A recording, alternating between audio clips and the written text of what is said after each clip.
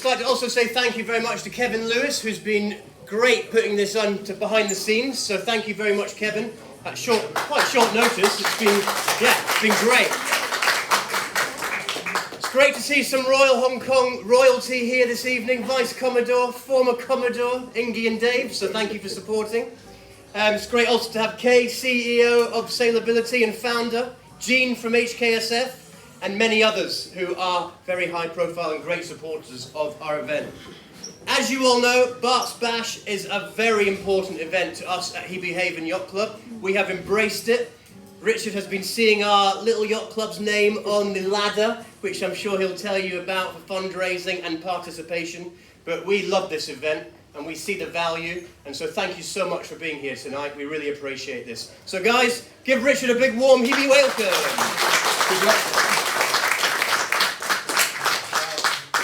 Thanks so much, Rob, for that. I'm not sure my voice is going to be as loud as yours, but I will tell me if you can't hear me at the back. I'll try and project myself as much as possible.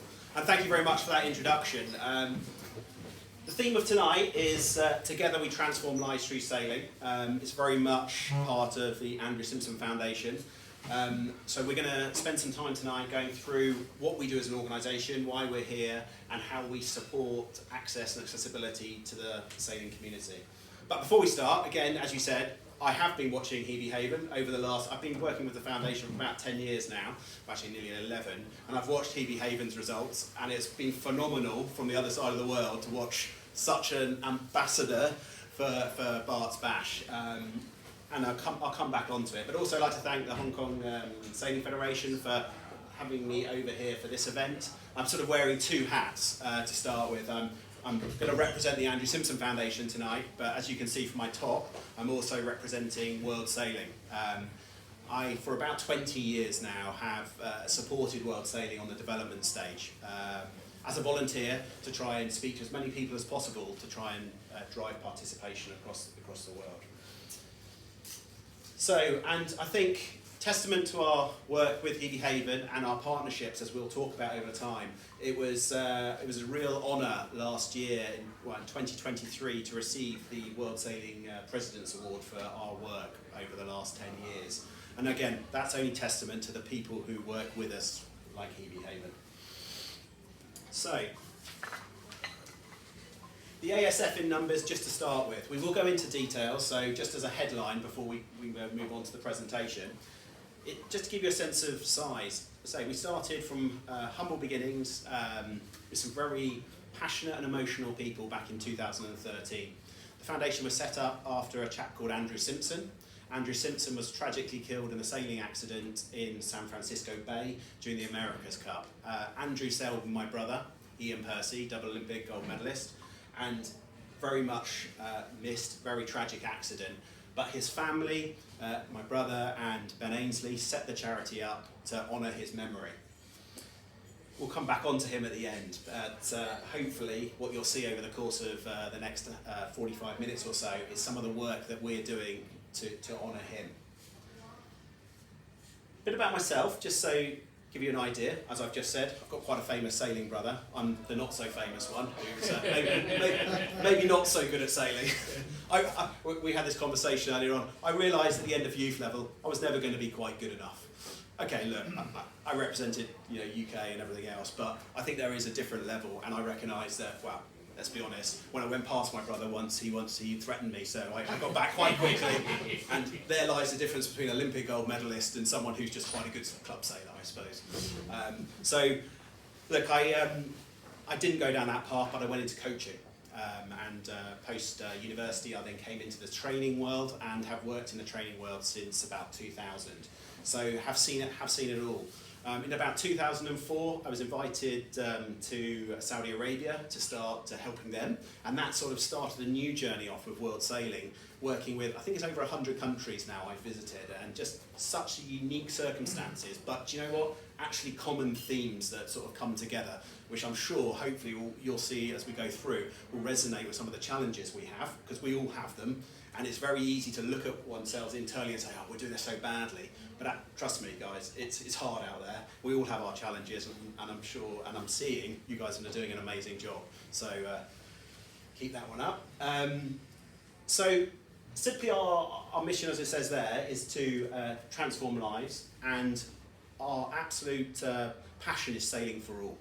Okay, we teach everyone from complete beginners through to aspiring Olympians, and we do that across the sailing disciplines, from yachting through to dinghy sailing as well.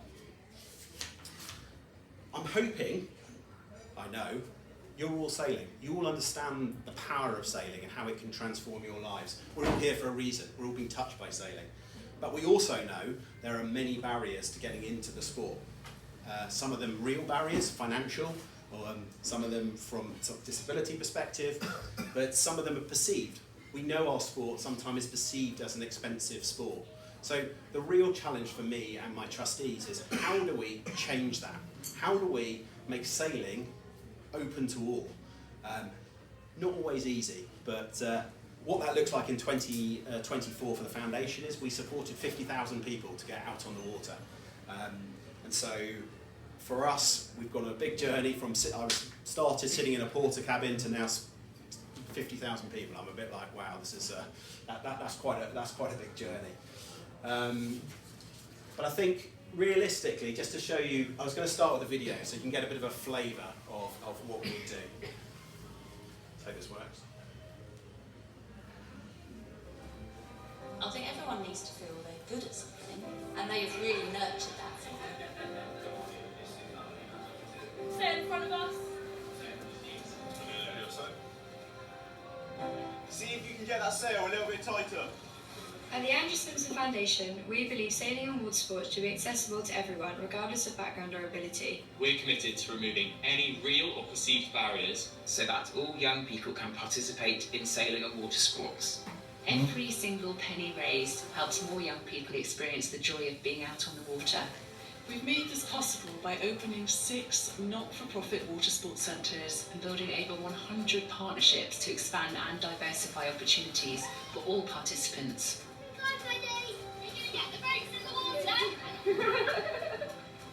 To date, we've raised and reinvested 17.5 million back into the sailing community, Bringing nearly 200,000 people onto the water. Witnessing countless life-changing stories unfold at our centres.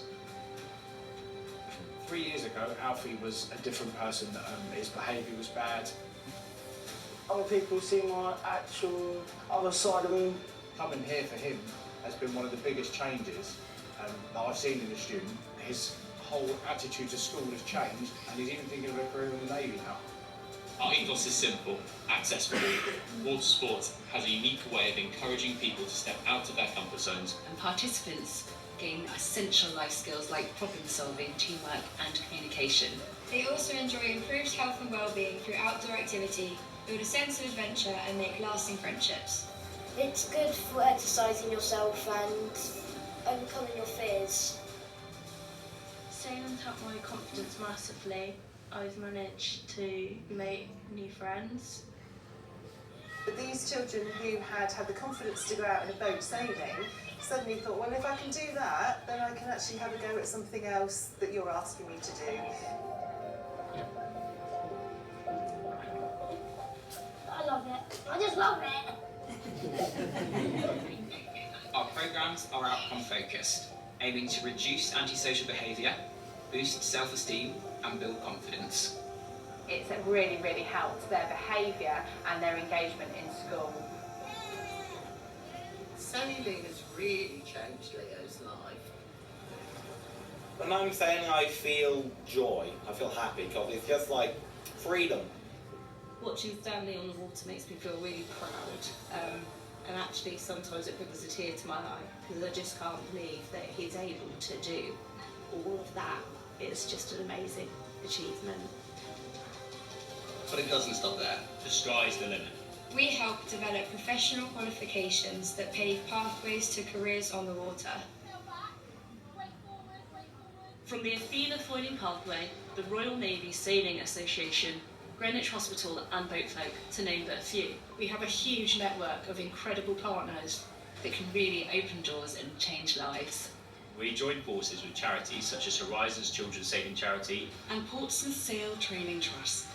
to provide life-changing opportunities through aligned programmes for young people. Partner with us and together we'll bring thousands of young people onto the water. We offer exciting, mutually beneficial partnerships that have a lasting positive impact and create outstanding opportunities. And together, We transform Lives through sailing.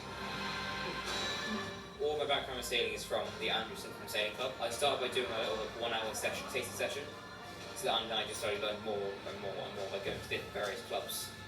Andrew Simpson have offered me to attend the Young Leaders course so I can learn to become an instructor, which I'd love to do.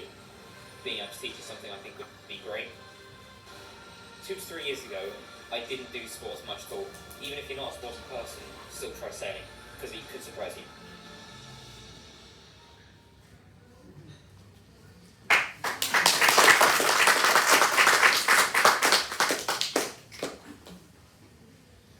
Thank you. Hopefully that gives you a bit of a flavour of some of the work we're doing. There is another couple of videos that we'll come on to later on different themes, but very much I think the absolute message, as I said, is that together it's about in partnership. And I think that's going to be a real key theme as we move through. As I said, just going over again, our mission. We're here to make sailing as accessible to as many people as possible. We, like you, believe sailing has the power to transform lives, and therefore we want to provide as many opportunities as we can to get more people on the water. We particularly focus on young people, but that's not exclusive. We work with whoever it's going to benefit.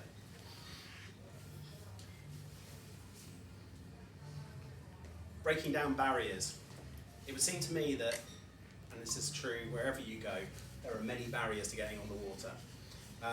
We work to try and address those barriers by raising valuable funds to pay for people who can't afford to come, but also to create an environment which is attractive and welcoming for anyone, whatever their background is, to get out on the water. I think one of the techniques, and I've been hearing it as a theme as well here, is we spend a lot of time outreaching to the community. I think there's a lot of places in the world that sit back and wait for people to come to them, but I think the reality is, as a sport, we can't sit back anymore. We've got to be out in the community. We've got to be attracting new people onto the water and demonstrating the power of sailing and how it really does change young people's lives. I genuinely believe, and we'll come on to research a little bit in the future, but the water is special. Everyone says sport is special. The water is special, and particularly for me, sailing and its ever-changing dynamic environment is an incredibly special place where people develop as individuals. We also look to adapt as best we can to ensure that all people, regardless of their personal or physical or mental disabilities, are able to get out in the water. I think you've got some amazing examples here of how that is, so I don't need to talk too much about our adaptability, but we'll come on to it. But the challenges that exist in terms of the narrative around sailing are worldwide. But we've talked a little bit about it today with the World Sailing hat on, is how do we change the narrative? How do we make sailing a sport of choice? It's not seen as an elite sport for the rich. Because actually the reality of the situation is there is an affordable route for people to get into sailing, particularly in our country. How do we raise funds for people who can't afford to come? How do we provide opportunities for people to get out on the water? And finally, in terms of this section here, is recognising, as the people said on the video, how do we project the fact that you're not just teaching sailing, you're building skills, building life skills in those young people. Sailing is so much more than the physical act. It's building friendships. It's a community. It's special. Of course, there's benefits around physical and mental well-being, but it's so much more than that. And I think it's then recognising the opportunities that are out there within the communities to support enormous amount of ways to get out on the water. So as I'll go through this, what I'm going to start to talk about is some of the things we do. We don't assume to get everything right, but some of the ways we actually support new members of the community to get out on the water.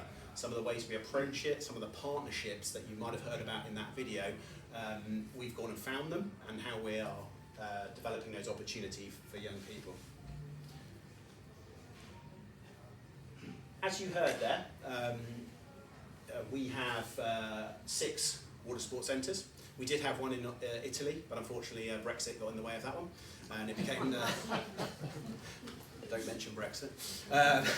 So that got in the way of that one. So we concentrate on those 6 water sports centres, a number of them across the south coast, but we also, as you heard, work in partnerships. We have over 100 partnerships across the UK, and obviously internationally through events like Bath's Bash to support more access for people. In some cases, you heard about the naval programme that was talked about there. That's us securing funding, and then that's us providing funding to others to get people out on the water. We support people within the community to increase sailing participation. Another figure you'd have heard out there, over the last 11 years, we've raised just over £17 million and reinvested all of that money back into sailing. And as everyone, well, some people know, raising funds is a challenging environment wherever you are in the world. So that's a testament to all the work we do. I've been asked this a few times. So in terms of those funds raised, how do we do it? And I think it's quite an interesting model. There's an element of social enterprise within what we do. We raise about 50% of our funds annually via selling courses to the general public and providing opportunities for them. Any profit or surplus generated from that, of course, then goes back in to support those that are less fortunate to get out of the water. And then on the other side of things, we raise funds via grants. I know that's another way that we raise funds in this country as well. And there's quite a vibrant grants funding within the UK. However, it's very competitive, I'm sure, like it is here as well. But we also, by virtue of the wider support, the community, also get a significant amount of donations each year. And for me particularly, it's something we've talked about, is how do you, I'm sure you're very familiar with this, how do you take someone on a journey for them to connect with the programs that you're delivering, the impact you're delivering on the ground? And so we take those sort of what we call, I suppose, high net worth individuals or general public on that journey, so they can really understand the value and the benefit of donating to the Andrew Simpson Foundation. And just on the other side, quite simply, it just says, we spend 96% of that directly into our charitable activities. So a very small percentage is going into then the fundraising, which again is something that as a charity we're very much assessed on. Sorry, a few pages behind on this one. So, our values, who are we? Inclusivity, as I said, for everybody. We make it as open as possible for people to get on the water. Community, what does that mean? We build relationships with the local community. I see ourselves as sort of a community-up organisation. I think there's 2 roles. From a national federation perspective, in the UK, the RYA is a top-down sort of governance supporting role, and for us, we're a community organisation which is on the ground. We understand the people who live locally, we understand the community groups, and we work with them to get them and provide them opportunities to get on the water. Partnerships, as we mentioned, we do deliver where we need to deliver, and we, as you heard in that video, we partner with a number of key charities in different locations. However, we reckon we can't do this alone. This is it's way bigger than the Andrew Simpson Foundation. So the question for me is, how do we build meaningful partnerships which are going to be mutually beneficial and provide opportunity for people to get out on the water? Enjoyment. Sailing needs to be fun. If your first experience isn't fun, you've lost people. Let's be honest, okay? So how do we make sailing fun from that first experience and create that really super positive environment of which young people will want to come back more and more? Just a little, even my own child who had a poor first sailing experience from an instructor, it took me 2 years to get them back out of the water. 2 years. Do you know how disheartening that was for me to watch from the side? But, like to say, I took a different route. I took a route which was very much embedded in having fun on the water, and actually, he came full circle. He's now back into the racing side of things, and okay, as people have heard, he's slightly conflicted because he likes wing foiling, so that's a bit of a challenge for me. But no, the Optimist is a fun boat, honestly. So I'm also pushing him down that route. And hopefully, as you're hearing, from an inspiration perspective, we look to inspire people. We look to raise aspirations and to give them what is the art of the possible. I don't know about you, but some of the people we work with are just in a spiral where they just don't have any sort of vision of where they could go and what they could achieve. So we work to provide that inspiration for them, whether it be via role models, whether that's sailing role models, or whether that be via introducing young people to opportunities of employment within the community. Because there's a vast amount of opportunity. It's just some people don't have people to guide them in life. So I think we play a role of mentorship as well as we go through. And I suppose why am I here today? It's a bit about development. How do we support development locally, nationally and internationally? So we're very much there as an organisation in our humblest of ways to try and support as many people as we can to get out on the water.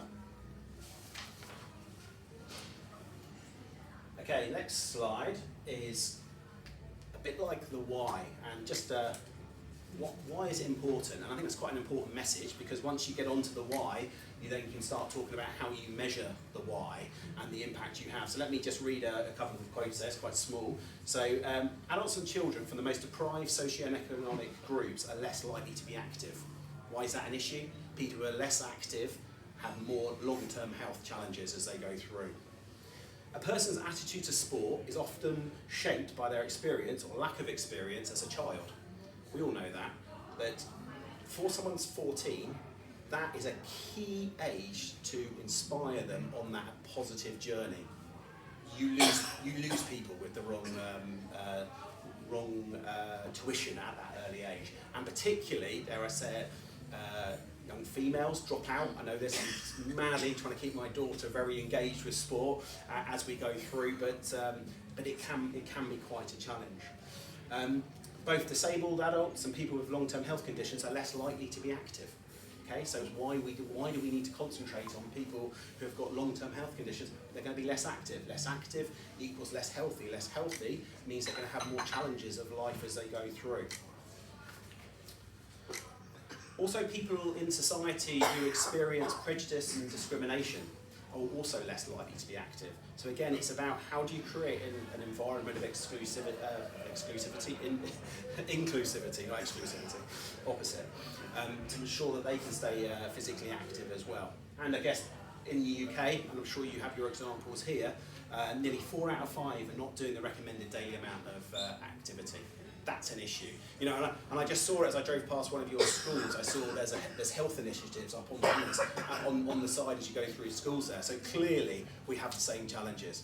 For me, we have an amazing sport. How do we connect that up to stop some of these issues that are going on here? So next section, just going to move on to, and we've talked about this earlier on as well, onto the benefits of going on the water.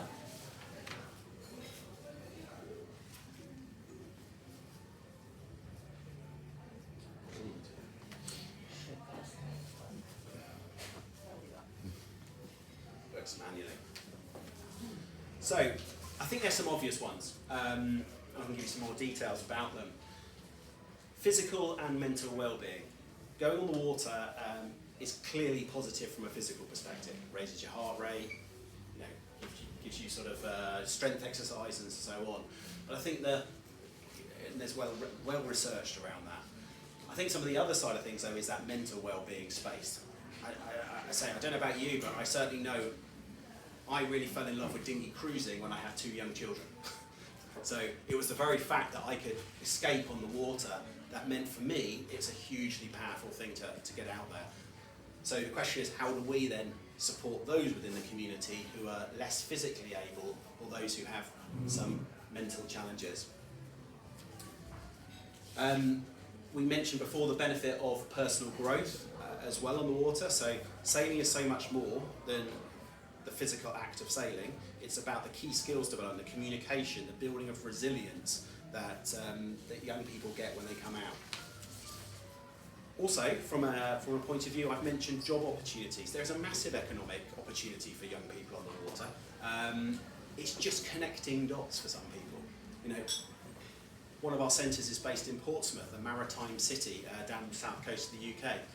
you'd be gobsmacked that people live within less than 1 mile of the sea. They don't go down to the sea. No. They don't leave their tower blocks. They don't know the opportunities. How do we support them to find a meaningful connection, career within the marine industry as well?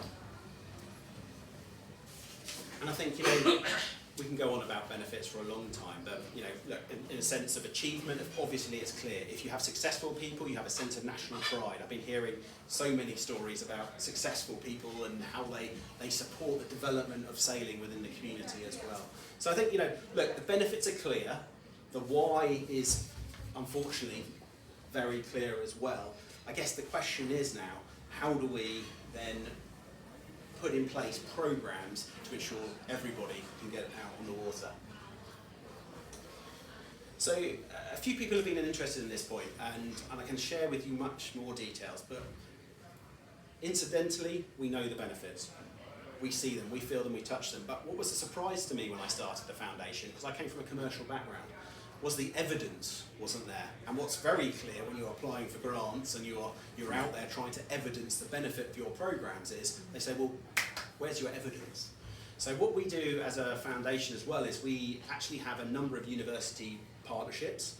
We initially, back in the very beginning, started a partnership with the university around the perceived benefits, because when you don't have any research into the benefits, you have to start with a baseline to understand the perceived benefits. And from that initial base study, which very important to us is it's peer-reviewed, gold standard, peer-reviewed, published in journals, we then were able to move on to longitudinal studies into some of the actual key benefits of getting out in the water. But why did we do that? Yes, grant funding, but also so we can share that information with the global community to say, guys, look, we all know it, but here you go, here's the evidence, please use it. It's available to be used on our website. It's published across the world in academic journals around the benefits of getting on the water. And that, coupled with our own internal assessment of the programs we're running, as you heard, very much outcome-driven programs. Outcome meaning, you're taking a group of people, what are you trying to achieve with them, and how do we measure that? So we look at that measurement, and then we go quite a standard procedure to really start to measure the impact. So via academic research, via the data that we're generating for the programs that we're also looking into, we're able to evidence the power of sailing and its impact on the young people that come through our programs. But just to bring that slightly to life for you, there's a chap on the video you might have seen there as well, Alex. And I think, this is just one of many examples, but Alex suffers from neurodiversity challenges. He finds making friendships with peers, it's very difficult for him, and got to a very dark place in life, to be honest. And he came across us, and his quite desperate family came across the foundation. And via gently supporting Alex on a journey, he has now transformed his life, but he's a dinghy instructor. I mean, who'd have thought his parents are literally like, I can't believe it. He's created meaningful relationships within our community. We're a very welcoming community. And he, quite frankly, is in a very different place to who he was a few years ago.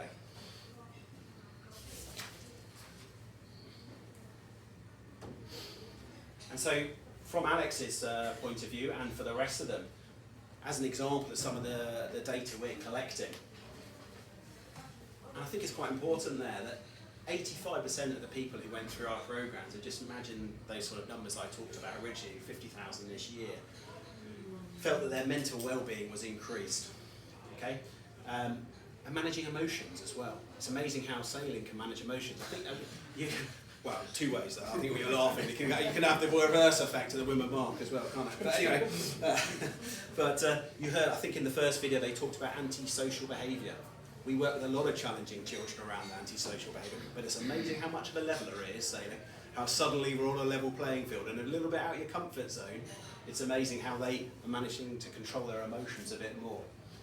And 73% also said they would their confidence had been increased. Just before we move on to the next section, I'm going to go into the details of some of the programs. We have another short video to articulate some of these messages. So the clicker works. Nice one.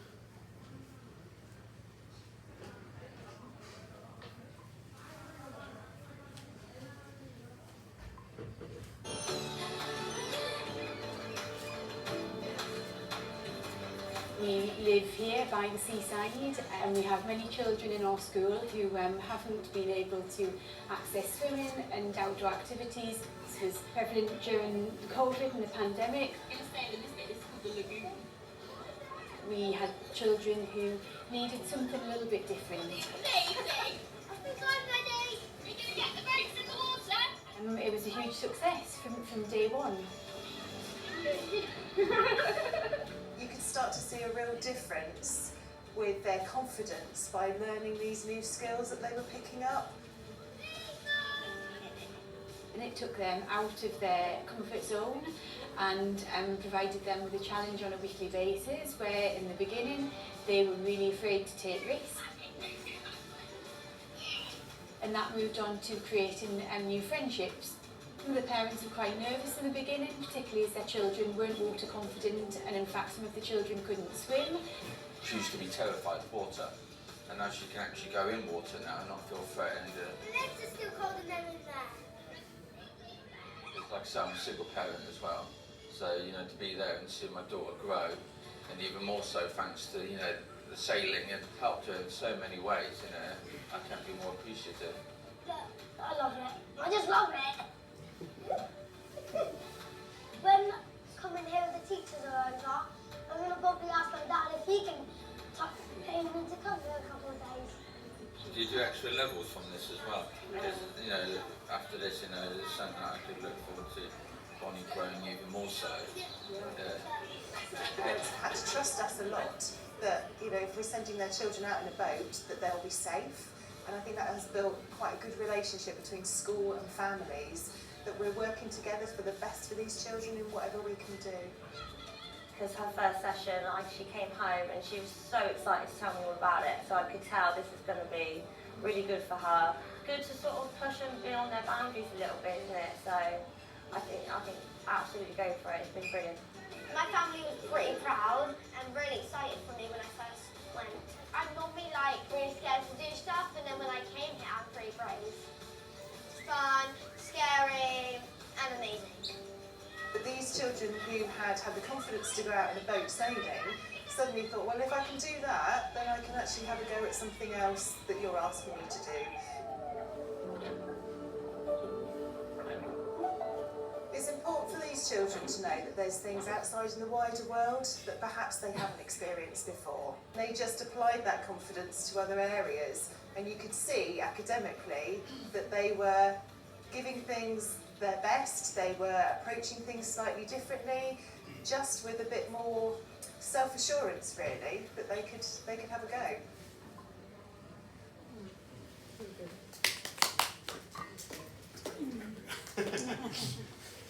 So that was just a bit of an example of one of our schools programs. And just to give you some numbers, as you can see up there, we work with 280 schools through our centres. I think schools programs are one of the best ways to start introducing young people to the water. The majority of young people go to school, so therefore you're going to be able to access them, and I appreciate that's sometimes a challenge. However, as you can see, last year we had 13,000 people coming through those schools. And that's not just for one-off experiences. For us, it's very much about regular participation, because we know change occurs when you regularly work with young people. So from our school's perspective, and I can go on to some of our education programs in a bit, we also fundamentally want to provide opportunities for them outside school to get out. We have a regular participation club where every weekend they can turn up. It costs them less than £10 or free if it needs to be, and they can access sailing on a weekly basis. And they can go wherever that may be on their journey into the future. And it is very varied when you support people. It's amazing to see them flourish and grow in those journeys. Just an example here on the right-hand side. One of the challenges within the UK particularly is sailing is seen as a very white-dominated sport. From that perspective, we're very clear that we want to try and ensure it's accessible for all. So just one example of a programme we've been working on up in our Birmingham centre is working with the local Muslim communities and supporting ladies from that community to get out on the water. And as I say, we're not about tokenism. This is a comment again from the RYA. We're about long-term change. And how do you make long-term change here? And it's not something that's going to happen overnight. But as an example here, very much a barrier for them was clothing and equipment.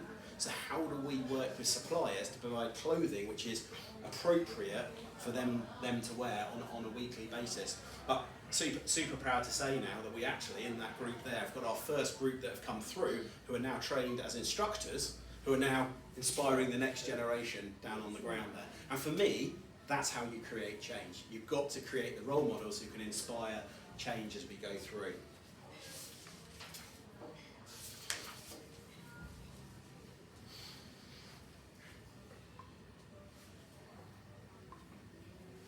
So, in terms of our education and careers pathway you'd heard before, how do we use sailing to educate young people to get out of the water? I'll go into some specifics about the vocational education perspective. Clearly we teach sailing, RYA courses, a lot of that. But we also have developed partnerships with further education establishments, and I'll go into more detail about that in a minute, to have people at our centre full-time getting meaningful qualifications, aged 16 to 19, but also learning to sail, learning to instruct ultimately, ensuring by leveraging funding from the government that there is no cost associated with that for young people. You know, I used to have, it used to not break my heart, that's maybe, but I used to have young people come to me and say, oh, you know, look, I'm desperate to get into instructing. I've had like my dinghy sailing level 1, and I was like, oh, but you need to get your instructor. Oh, how do I do that? I said, well, you know, this is the part, well, there's no way I could afford that. And that for me was a bit of a travesty. So I thought, all right, how do I create something which provides free opportunities for young people to get their instructor qualification so they can then get a job within the industry? And I did this about 12 years ago with my previous organisation. I went to the local school or college and I said, look guys, you're not doing these children justice. These young people want to access this world. You're not providing them vocational qualifications for them to access it. So can we partner together to create something? You've got the funding, I've got the knowledge and know-how. How do we do something which gives these young people the opportunity to get a job at the end of it? And that's the point. Let's get them a job. Let's not provide something that's not going to give them a job at the end of it. And on top of that, we obviously have our mentorship programs, our skills development pathways. A lot of that is delivered via our pupil referral units. What's that mean? That's young people who have fallen out of education. It's not for them. They are generally still at school but not being educated. What we also did then is say to them, look, we know the power of sailing, we know the opportunities. How about we create a program for your school which supports your young people that don't want to do traditional education on a vocational education pathway, which also inspires them, raises their aspirations, and highlights some of the opportunities that are out there. Because let me tell you, they are vast. So when I sit there with a young child who's not engaged at all with education, I put them in front of, just so happens the chairman of the International Tugboat Association is at the office next door, and they relate to that person, and that person says, there's so many jobs, we need you. That's a real life-changing moment for some of these young people. So the mentorship is, a lot of young people just don't have parents who are going to say, yes, go for it, go for it. You know, we were lucky, that's why we're probably sat here. So how do we act as mentors on the water for young people who are going home, like I said in those tabloids, multi-generational unemployment in the UK? How do we break that? Well, that is about long-term engagement and mentorship with young people over the long term.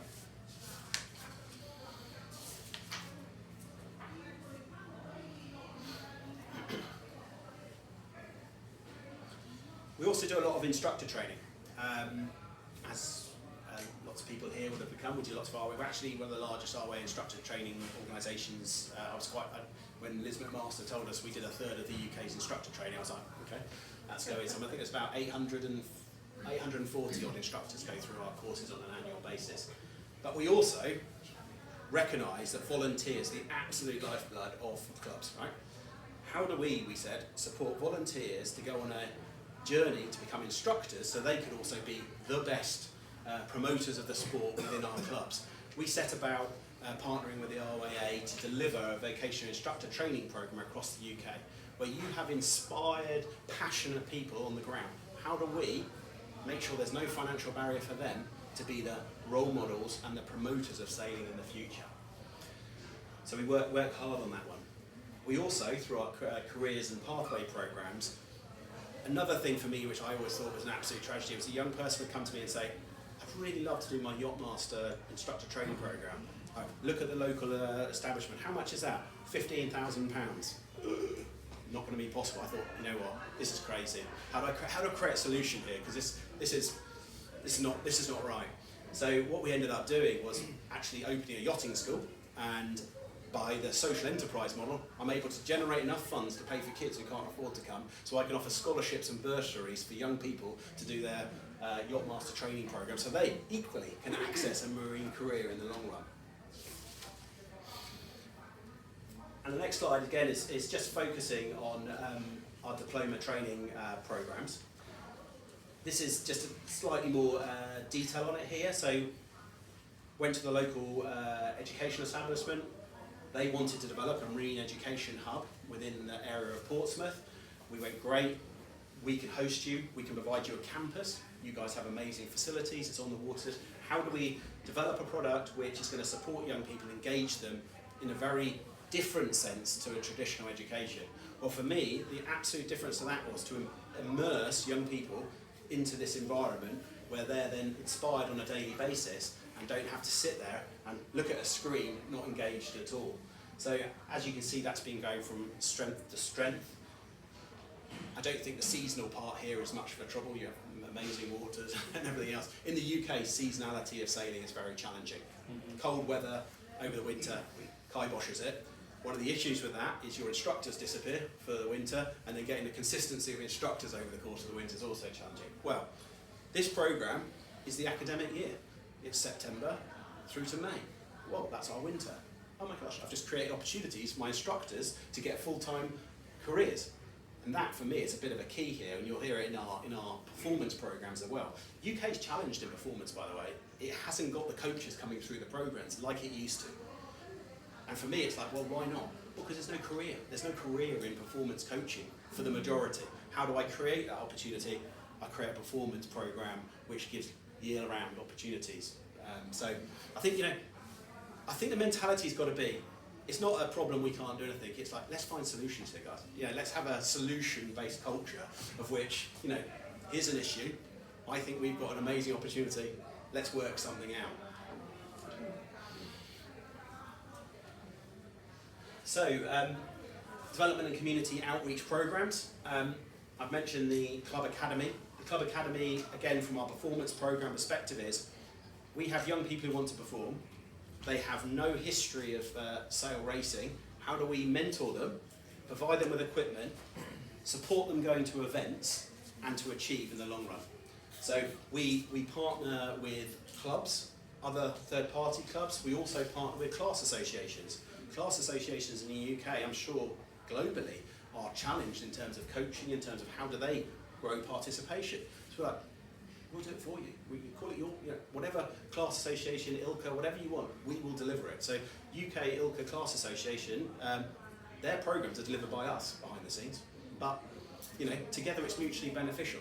So we partner in that sense. We partner with the national governing body in terms of our program, the research we do, but also programs we deliver. Wavemakers is an RYA new program that started last year. Again, it was around young people from the diverse communities. The pilot is up in our Birmingham centre. They don't have any way of going from wanting to get on the water to performing at national and international level. What do? We basically said, okay, we'll buy them equipment, we'll support them. Together we work, they give us funding, we then employ an instructor and provide a talent identification pathway for young people from the diverse communities to come onto a program and full-time train with us with a view to trying to get them to the youth world. That's our first point. So it's only in its infancy, so you can check back in the next few years on that one, but again, it's how do you create change? If you don't do something, you can't create change. Money, finance, boats, equipment, okay, we can do that, we can work that out. Okay, not easy because it's not cheap, but we can work it out. How do we create role models? How do we train people as coaches? We can work that out.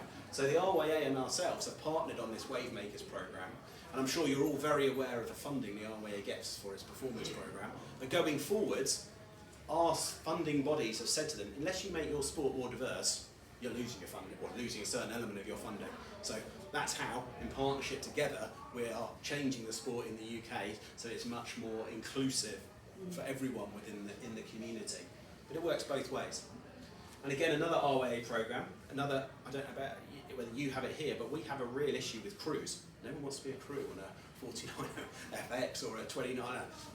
Look, there's a big gap. Okay, right, so what can we do here? So the RYA, ourselves, we create a programme called Crew for Gold. We target people across other sports. You are, quite frankly, the right size, the right shape, the right mentality, you've got the right passion and desire to come on this programme. We'll fund you. We'll fund you to come on our Crew for Gold programme over the course of the next few years, and then from there we will put you with a helm with a view to getting onto the international circuit. And that has been an incredibly successful programme, and I think that's a way that you could probably think about, actually as athletes, there's some commonality between different shapes and sizes of people, and being much more targeted about what is the whole within our programme. Because again, finite resources, we can't fund everybody, we can't fund every class. Where's the whole? How do we fill that hole for the future? Has anyone heard of the Athena foiling pathway? Has anyone heard of that?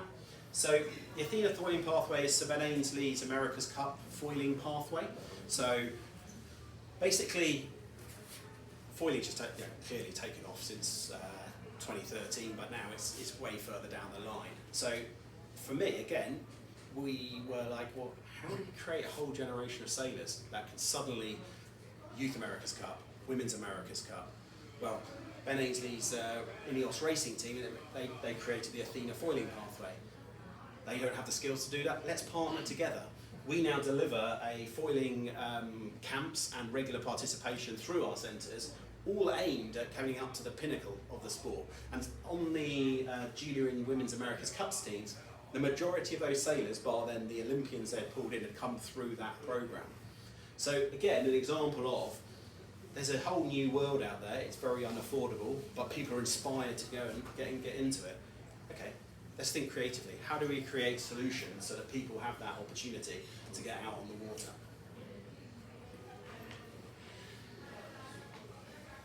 One of the biggest barriers to sailing, as I've talked about with a few people, is swimming. People are scared of the water. And how do we then, you heard in the video actually, that person went through a journey when they suddenly became less scared of the water. Well, we're not experts in that, but I know someone who is. We partner with the Royal National Lifeboat Institute in the UK, who run a programme called Swim Safe. Okay, mutually beneficial. I'll tell you what, we have lots of people. We have people that will benefit from water safety education and experiencing what it's like for that first step to realise that actually the tide does go out. You don't want to be in the wrong place at the wrong time. So all of our programmes have swim safety as a theme.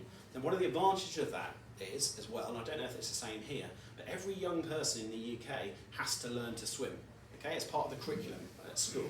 They have to be able to swim 25 metres by the year 6. Which is 10, 11, just before they go to secondary school. Reality is there's not the funding in place for them to do that. So what schools have suddenly picked up on, oh, come down to us, we'll do a free swimming lesson. That ticks that box on the national curriculum. And let me also introduce you to sailing. Oh, there's a win-win combination for schools and for the foundation as well to get more people out there. One more video to go after this one, but I thought this is a relatively unique programme that we launched last year due to need. In the UK we are challenged because people who are in the military's families are suffering. You know, there's a huge retention issue within the military. It's because, and I can't quite believe some of the people who've said this to me so high up, is because actually until very recently they didn't consider the family. But you didn't understand that people in the military leave, well, funny enough, because their family isn't having a good time, and they're like, no, we didn't. Okay. Well, think about the family. How do you support your families and not just the individuals? Well, I said, well, I'll tell you what, look, from the Royal Navy's perspective, sailing is your heritage. Do your people sail? No one really does. You're like, right. In fact, did you know, to join the Royal Navy in the UK, you don't even need to swim anymore. So I've got to help you if your boat goes down. But anyway, so what do? We got approached by this funder at Greenwich Hospital. It's one of those strange organisations in the UK that was established in 1430 something, a long time ago. I think they essentially were given an area of land which was outside of London, which is now central London, and they have to now give away 5 million a year, every year, to charities. I thought, oh, this is a nice, I'm going to make friends with these people, to naval charities. And then I find out when I'm in there, they need to raise it up to 12 million. Oh, and I can definitely help you with that. Don't you worry, I'll create a lot of programs. Anyway, so we'll watch the video next, but then I'll talk to you about a program that's called Youth Crew, and we have taught 360 children from naval families in 2024 to sail, and to then come and attend regular sessions. Let's see if this one works on a click. We're at the Andrew Simpson Centre in Portland. We're here on the Helford River today in Cornwall with our lovely youth crew participants. Here in Blair Valley today, supporting our family today. With a fantastic day on the water. Hi, my name's Sam, and I'm the Activities Manager for the Mountbatten Centre, based in Plymouth. The Royal Naval Sailing Association has a project called Youth Crew, and Youth Crew offers free, fully funded sailing courses to the 11 to 17-year-olds of Royal Navy, Royal Marine and Royal Fleet Auxiliary families. Over the course of the past week, we've had sailors come down to us for a residential and a non-residential programme. Always wanted them to learn to sail, and it was a week provided for them to get their RA level 1 and 2, so signed them up. For a week of sailing, they can go from possibly never having been in a boat before to really becoming quite confident sailors. I think this is an incredible opportunity for our children to come and learn how to sail, especially in somewhere like Plymouth, where we're surrounded by water. It's a real privilege. They can come down and it's funded by Royal Navy charities. Normally they're at school and they're in the same class, they've got the same friends, they don't kind of go outside of their comfort zone. It makes them work as a team, it helps them develop leadership. All of those good things that we look for, they're getting exactly the same experience. By getting them on the water, we're just hopefully changing their lives. I find it really exciting being able to make progress, because I like going out and I like challenging myself more and being able to do better things. You're nervous, but it pushes you, and the next time you do it, you feel better about it. It's a massive life skill, isn't it? Giving your kids that confidence in themselves and in their ability to go out and do adventures. It's the confidence to learn a new skill and then be given the chance to be in charge of something, just all on her own. So actually, the fact that she can do it. I absolutely enjoyed it, I loved it, quite surprised. It was a new experience, I'd never done it before obviously, so it was great to try. It's quite weird remembering when I started and then now I feel I've got them. And you have the courage to do more stuff like kayaking and paddleboarding. What I enjoyed is that I don't have a boat at home, so I can just come down here to actually sail. It's like something new. This is the first time for Connor on the water. He's never had any experience of sailing before. And for Connor in particular, he doesn't mix with any of the Navy kids very often. This is an ideal time for him to get to know other kids with similar experiences of serving parents. And it really helps the children, if they're new to the area or they're moving around, meet other children of a similar age and bond with them. Enabling those friendship opportunities, linking in with other naval families, which, because we don't live on a patch, we don't necessarily have that as much. This week, as I've been staying as a part of the residential, it's been a lot easier to become friends with the group you're with. It helps you make closer friendships with everybody, which means on the water you feel more confident as you know the people better. We get to do cool activities in the evening and like watch movies, go outside and play games, so that's been the best. We've already got Finn signed up to the week-long course. I think that's an absolutely amazing opportunity for him that we wouldn't have otherwise. It's been an incredible first year for the RNSA Youth Crew. We can't wait for next year. To get more young people out on the water, learning new skills, building new friendships, just having a great time.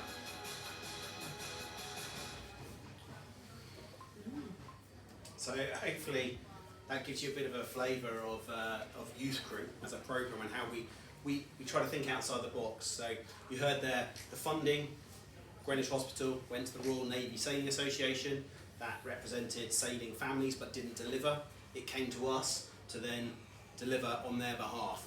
And not just ourselves, that's us in partnership with third-party centres across the UK. You heard about up in Scotland, well, the UK submarine fleet's up there, which is why we're supporting that community up there. Plymouth and Portsmouth as locations as well. That programme, I'm pleased to say, has now been extended for the next 3 years and growing as well. So that's looking like 500, 600, 700 children through this programme, particularly getting on the water. What you pick up on these videos is a lot of it's about promotion, right? So there's a few little things in there. It's about how do you create something that you can articulate to attract more people in. And I think we can't underestimate the power of that. And you know, the merchandising, as you can see from lots of courses I'm sure that you guys deliver as well. How do we create a brand which people recognise, people want to get involved in? How do you create pictures where someone goes, oh, that's like me, I can do that. And so we spend a lot of time and effort trying to create stuff which represents the communities that are out there so they can see that it is for them and it's not exclusive. And I just mentioned this one previously because I told you the challenge Greenwich Hospital have in terms of giving away funds annually was that, and I said, look, you know, swimming is a huge barrier. It's a much bigger participation sport, but it's a huge barrier for people to get into sailing. If you're passionate about that, maybe we should support them, teach them to swim. And they went, oh, yeah, good idea, Richard. Okay, so that happened about halfway through last year. Now that looks like we're teaching 1,000 people to swim over the course of this next year. That's going in the next 2 years to 8,000 children going through the programmes in terms of swimming. For me, well, two sides of that. One, massively breaks down the barrier of nervousness on the water. It's a very well established sport, and therefore, funnily enough, everyone wants their swimming lessons paid for. Great, come on in. But it's like, okay, so how do I then take all the names of data of these young people and their families and say, hey guys, yeah, how about sailing as an opportunity? Let's cross-pollinate between sports. It's not just about fixed on one sport. It's how do we take people on a journey into sailing, where before it's been closed off, but actually now it's like, well, you've been swimming, you're now confident. How about you get out on the water and go sailing?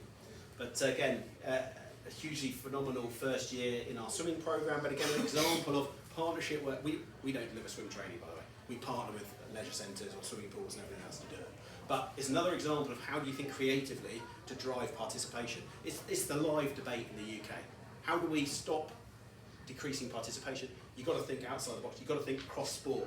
How, you know, multi-sport venues. You know, kayaking, paddleboarding. You've seen examples there in the water. It's all about generating a sense of fun, a sense of community, and then providing opportunities when they want those opportunities to get out in the water. Oh, I lied, there is one more video, but it's a Bart's Bash video, so very relevant to here. That's just a few examples. You heard about 100 partnerships, but quite frankly, the part I won't even go into, but there's partnerships all over the place, and again, it's like, how do we work together for mutual benefit? You know, sometimes that can be quite challenging, but actually when you do, the advantages of that are enormous. Bart's Bash, what we're known for. You know, some people don't think we do anything else, but Bart's Bash, although it's very important to us and was established back in 2014, you know, has become quite a phenomenon, and obviously for you guys, an amazing event as well. Well, that looks like now 1,093 clubs across the world have taken part in Bart's Bash. This year, just gone, it was just over 100. It's still an incredibly important event on the calendar of a lot of clubs in the world. As you know here, we decided after year one of Bart's Bash that actually this isn't about us. It's a great mechanism. How do you raise funds for your own amazing programs that you're delivering on the ground? And so you guys have benefited from that, hopefully, with your event. So the trustees of the foundation are still very passionate about the event. You know, there's an element of Andrew, if you haven't picked it up, the reason it's called Bart's Bash because it's Andrew Bart Simpson, so Bart Simpson. His nickname was Bart when he was a sailor, so that's why it's called Bart's Bash.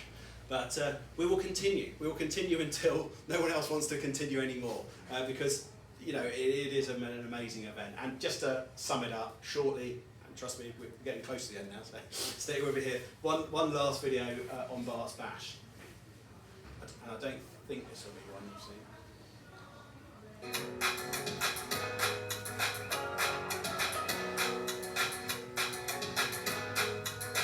Here we are again for Bart's Bash 11 in Portland. We've got an amazing day for it. Weather's looking great. Got over 100 boats going out on the water. Obviously, Bart's Bash is our global sailing event connecting sailors for the Andrew Simpson Foundation. and super excited to once again be getting out on the water in Bath's memory.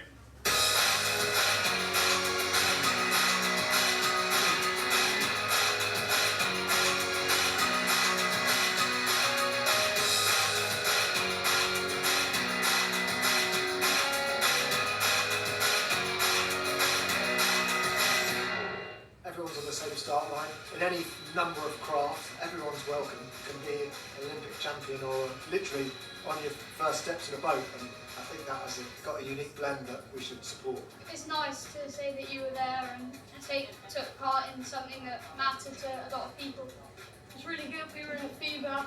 We were going well.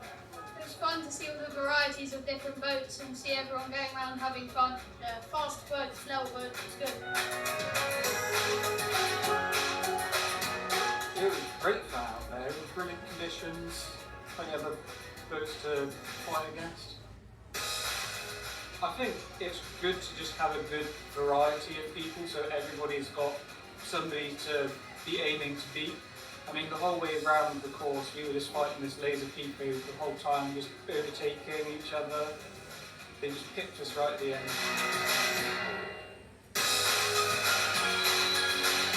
We got some really good spinnaker runs downwind. It's a very nice course. Really enjoyed it. Great to get out there and get sailing. When I did it the first time, I was in a zest on my own, and I really enjoyed it. I came dead last, but I did really enjoy it. And I did it the year after as well. And this year, I wanted to do it with one of my mates who's really good at sailing and have fun together. Chris was pretty good. It was his first race. He was on the jib, so yeah, had a lot of fun and practice. He's still learning, so I was teaching at the same time. He's the one that's been to the Andrew Simpson Centre getting the lessons, and I was his rather incompetent crew. Bossy. He was telling me what to do, but he didn't know how to do it. So actually being in the same boat with him today was great. You could see his skills, you could see his competence really coming up, and his confidence as well was amazing. I enjoyed going out on the water and feeling the breeze and just having a good time. Well, there you go. Hopefully that sums up Bart's Bash for you there. I mean, I do it every year, and I said to someone earlier on, when I'm on a start line with 100 boats, and I'm in I think I was in the Stratus that year. I always go out with my kids. I think there was a line of optimists, like they like to sit on the start line. You're not getting through that lot, especially when you're in your Stratus, which doesn't stop you. Like, you've got to judge that time and distance, I tell you. Then a moth comes past at about 25 knots. You're thinking, well, this is a bit interesting for a start line. This isn't traditional, but that's the whole point. The point is, and it comes back to our theme, sailing is for all. You know, it's multidisciplined, and I think, you know, that really is the essence of Bart's Bash. It's for everybody. So we should make sure that we provide that opportunity as much as possible. And just then finishing up, our goals. You know, where do we want to go as an organisation? In 2023 we set a bit of a 10-year plan, and we were 10 years old, hence, you know, we got the development award and so on, and you know, in 10 years, or by 2033, we're saying, right, we want to support 60,000 individuals to get out on the water annually.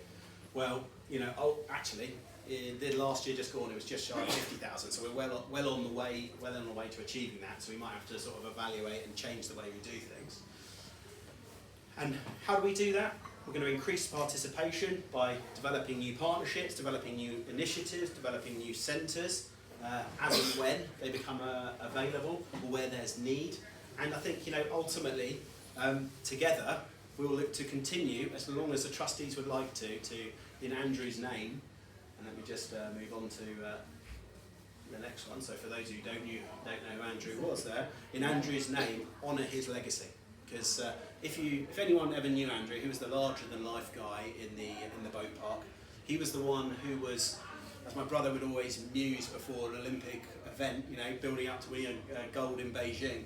Andrew's on the phone to somebody. He's like, oh, "What are you doing, mate? We've got an Olympic final here to race." He's like, "Oh, I've just got some guy who's got this challenge back in the boat park, and I'm just helping him work it out." He's like, "Okay, yeah, right, okay." That was Andrew. Andrew was the guy who sort of supported everybody in the boat park. So we honour him, we honour the man, and we hope he'll be proud wherever he may be. And that really brings us to the end.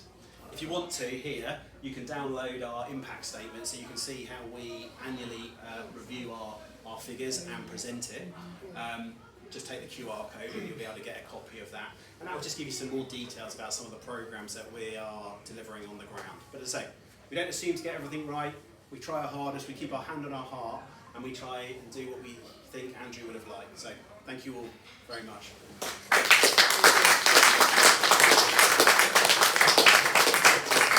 Thank you so much. Guys, amazing, motivational and inspiring talk from Richard. I think we can relate to everything that we do at Hebe through the Barts Bash Regatta. I hope for those that aren't fully embraced in how we do our Barts Bash now can relate to why we do it the way we do it. And just to finish with, I think Bridget, our Rear Commodore of Sailing, is here, and we'd just like to present you with our Club Duke. He's going to take a picture then, that would be great. I think for our Barts Bash, which is Thank you so much. What I'll do is, I'll put it on my boat for this year, and then we get some photos. We'll do some linking video some in. linkos. Yeah, I like that. There we go. We'll do a link in. That'd be great. Time difference might be a bit of a challenge. And our event, Barts Bash, is September 13th this year. It'd be amazing for Kit to bring the Little Palm Beach team across. Yeah. If Shelter Cove have got dinghies that want to come and join us, we had about 80, 90 boats last year. 80 last year. So amazing if we can bring more resources together and to make this event in Port Shelter bigger and better. So we go and plus one. I was going to say, I think we were 105 boats in Weymouth, so we're going to beat you this year. It's on. It's on. So Clearwater Bay. Clearwater Bay as well. Absolutely. Great. Anyway, guys, thank you so much for coming. It's been an honour to have you here and listen to about everything that you've done. Like I said, inspirational man. Thank you very much, Richard Percy. Thank you.